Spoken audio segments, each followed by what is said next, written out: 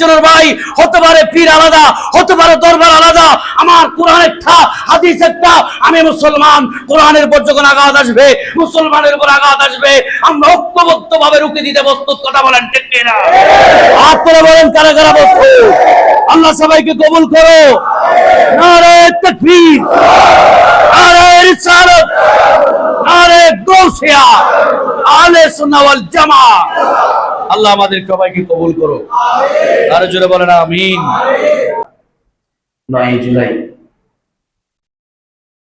অনেকের অনেক মন্তব্য, ওনারা শিয়া, ওনারা সুন্নি।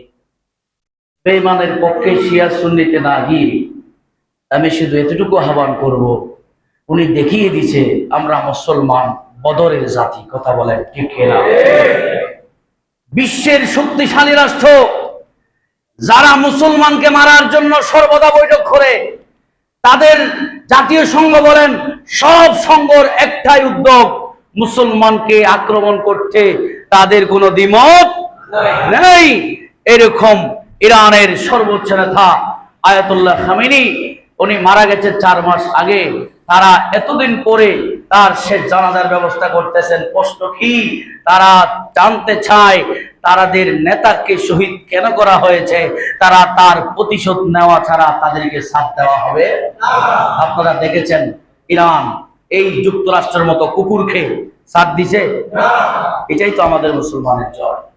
আমরা মুসলমানের ভিতরে পরে বলবো কে শিয়া কে সুন্নি কে, কিন্তু বিশ্বের মধ্যে মুসলমানের পক্ষে কথা বলে কয়জন নেতা আছে? কেউ আছে?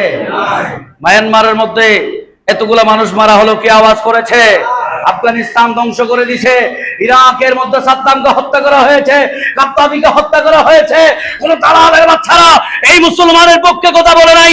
সবাই শুধু এক পথে এক জায়গায় একমত ছিল, মুসলমানকে শেষ করতে হবে। জোরে বলেন নাউজুবিল্লাহ। আমরা তার মাগফিরাত কামনা করছি, সাথে তার যে শপথ তারা নিয়েছে, তাদের মাধ্যমে ইসলামের বিজয় যাতে সারা বাংলাদেশের মুসলমানের দিকে আঙ্গুল তোলার আগে তারা যাতে একবার চিন্তা করার দরকার আছে না নাই? কথা বলেন দরকার আছে না নাই? আমরা মুসলমান হিসেবে, মুসলিম ভাই আয়াতুল্লাহ খামেনি শেষ জানাজায় আমরা শোক প্রকাশ করছি, এবং আমাদের তারাই দেখিয়ে দিয়েছে আমরা মাথা নত করব না যতক্ষণ আমাদের অধিকার ফিরাইয়া না দেয়। কথা বলেন ঠিক না? আজ পর্যন্ত পাল্টা আক্রমণ ছাড়া একটাতেও সুযোগ দেওয়া অনেক সাইটেছে, অনেক চেষ্টা করছেন, নাই সাইন নাই মাগার, আসতে হবে। শেষ পর্যন্ত অনেকবার আসে, আবার উঠে যায় গোমূত্র মানি আসে, বলে যে না মানবো না, হ্যাঁ হবে না। আরে পাগলে কিনা বলে ছাগলে কিনা খাই। মুসলমান জাতিকে তোমরা এখনো চিনো নাই। তারা বদর 313 জন হাজারকে কাফেরকে জাহান্নামে পৌঁছাই দিছে। তামান লাগে না, ঈমান লাগে। জোরে বলেন ঠিক না?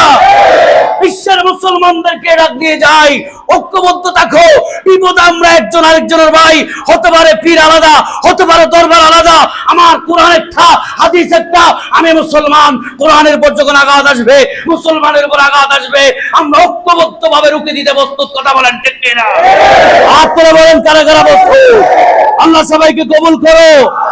নারে তাকবীর, নারে রিসালাত, নারে গাউসিয়া, আহলে সুন্নাহ ওয়াল জামাত।